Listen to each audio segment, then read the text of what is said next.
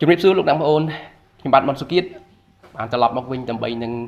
ចំណាយពេលចែកចាយព្រះបន្ទូលព្រះអង្គជាមួយលោកអ្នកបងប្អូននៅថ្ងៃនេះអរគុណព្រះសម្រាប់ព្រះបន្ទូលរបស់ព្រះអង្គហើយខ្ញុំអធិដ្ឋានសូមឲ្យព្រះបន្ទូលរបស់ព្រះបានត្រឡប់ជាមានជីវិតរស់នៅក្នុងដួងចិត្តរបស់លោកអ្នកបងប្អូនដូចជាជីវិតដែលយើងជឿព្រះអង្គនៅពេលយើងទទួលបានសេចក្តីសង្គ្រោះគឺយើងត្រូវចាប់ផ្ដើមគិតអំពីទំនាក់ទំនងរបស់ផងយើងជាមួយនឹងព្រះយើងមិនអាចនឹងរស់នៅជាជីវិតគ្រីស្ទានដោយមិនមានការប្រកបចិត្តស្និទ្ធជាមួយព្រះបានទេទំនាក់ទំនងផ្ទាល់ខ្លួនរបស់លោកអ្នកបងប្អូនពិតជាមានសារៈសំខាន់មែនទែនដែលព្រះដែលជាម្ចាស់ជីវិតលោកអ្នកបងប្អូនព្រះអង្គមានបំណងបហារទីនិងផែនការសម្រាប់ជីវិតលោកអ្នកបងប្អូនម្នាក់តើលោកអ្នកចង់ស្គាល់ពីបំណងបហារទីរបស់ព្រះដែលមានសម្រាប់ជីវិតលោកអ្នកដែរឬទេនៅក្នុងព្រះគម្ពីរយ៉ូហានចំពុក15ខ5បានបញ្ជាក់ប្រាប់ថាខ្ញុំជាគុលអ្នករាល់គ្នាជាខ្នែងអ្នកណាដែលនៅជាប់នឹងខ្ញុំហើយខ្ញុំជាប់នឹងអ្នកនោះទៅនឹងបង្កើតផលឡើងជាច្រើនបិទបើដាច់ពីខ្ញុំចេញនោះអ្នករាល់គ្នាពុំអាចនឹងធ្វើអ្វីបានទេព្រះយេស៊ូវបានមានព្រះបន្ទូលថាខ្ញុំជាគុលអ្នករាល់គ្នាជាខ្នែងអ្នករាល់គ្នាគឺសំដៅទៅលើយើងម្នាក់ដែលជឿដល់ព្រះអង្គក្នុងនាមជាខ្នែងព្រះអង្គមានបន្ទូលថាយើងត្រូវនៅជាប់នឹងព្រះអង្គដើម្បីឲ្យជីវិតយើងអាចនឹងបង្កើតផលស្វែងដល់ព្រះអង្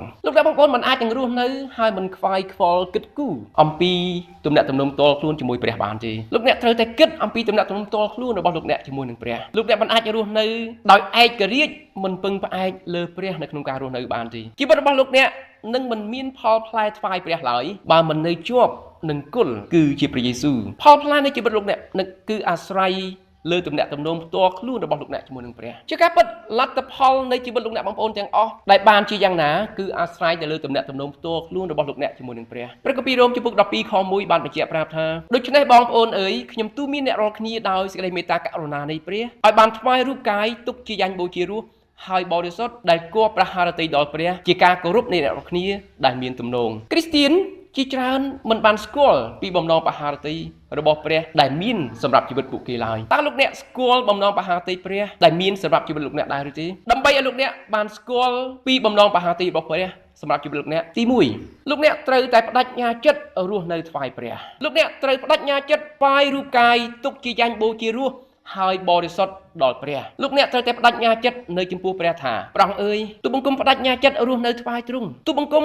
នឹងមិនធ្វើអ្វីតាមចិត្តខ្លួនឯងឡើយទូបង្គំនឹងធ្វើគ្រប់យ៉ាងដែលទ្រង់បង្គាប់ឲ្យធ្វើទូបង្គំមិនប្រកែកឡើយទោះបើការនោះទូបង្គំមិនយល់ឬមើលទៅពិបាកសម្រាប់ទូបង្គំឬក៏បណ្ដាលឲ្យទូបង្គំលះបង់ជាច្រើនក៏ដោយទូបង្គំដាក់ជីវិតចុះនៅចំពោះទ្រង់ទាំងស្រុងចុះចូលនៅចំពោះទ្រង់នេះហើយជាការថ្វាយរូបកាយទុកជាយ៉ាញ់បូជារសហើយបរិសុទ្ធដែលគប់ដល់បហារតីរបស់ផងព្រះមានន័យថ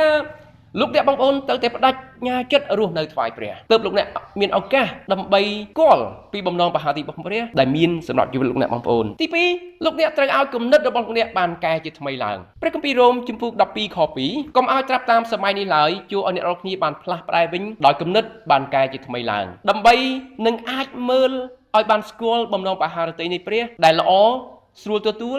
លហើយគ្រប់លក្ខផងលោកអ្នកមិនអាចត្រាប់តាមឬធ្វើអ្វីដូចជាមនុស្សនៅក្នុងលោកីយ៍នេះគេធ្វើនោះឡើយហេតុអ្វីពីព្រោះអ្វីដែលមនុស្សនៅក្នុងលោកីយ៍នេះគេកំពុងធ្វើគឺសុទ្ធតែជាការអាក្រក់សម័យនេះជាសម័យដែលមិនមានការកោតខ្លាចព្រះច្រើនទេព្រះគម្ពីរទីម៉ូថេខ្សែទី2ចំពុក3ខ1រហូតដល់ខ5ជួយឲ្យដឹងថានៅជាន់ក្រោយបង្អស់នឹងមានគ្រាលំបាកណាស់ត្បិតនៅគ្រានោះមនុស្សនឹងស្រឡាញ់តែខ្លួនឯងស្រឡាញ់ប្រាក់អួតអាងគោខោមានរឹកខ្ពស់ប្រមាថមើលងាយមិនស្ដាប់បង្គាប់ឪពុកម្ដាយរមិលគុណមានចិត្តមិនបរិសុទ្ធមិនស្រឡាញ់តាមធម្មតាមនុស្សគ្មានសេចក្តីអធិយោគនិយាយបង្កាច់គេ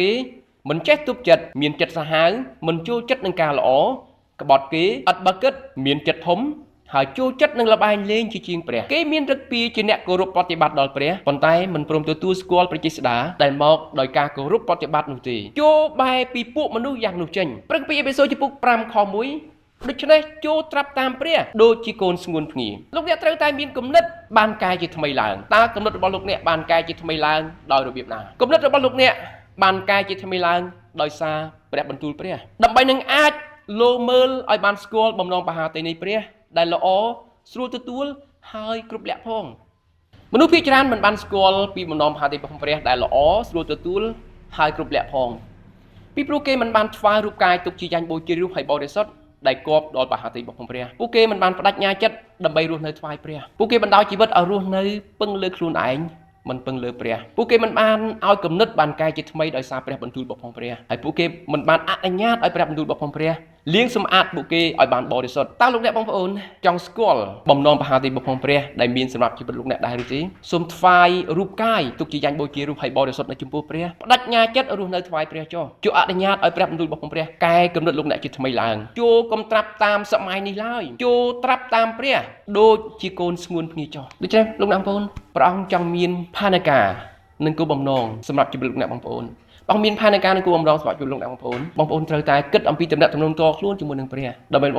លោកអ្នកបងប្អូនអាចនឹងស្គាល់ពីបំណងមហាទីរបស់ព្រះដែលមានសម្រាប់ជីវិតលោកអ្នកបងប្អូនលោកអ្នកត្រូវតែបដិញ្ញាចិត្តដើម្បីរស់នៅថ្វាយព្រះលោកអ្នកត្រូវតែថ្វាយរូបកាយទុកជាយ៉ាញ់បូជារូបឲ្យបរិសុទ្ធនៅចំពោះព្រះសូមកុំត្រាប់តាមលោកីនេះឡើយសម័យនេះឡើយជួយឲ្យកំណត់បានកាយជាថ្មីឡើងជួយត្រាប់តាមព្រះទុកដូចជាកូនស្ងួនគ្នាចុះបើសិនបើលោកអ្នកធ្វើយ៉ាងដូច្នោះលោកអ្នកនឹងបានស្គាល់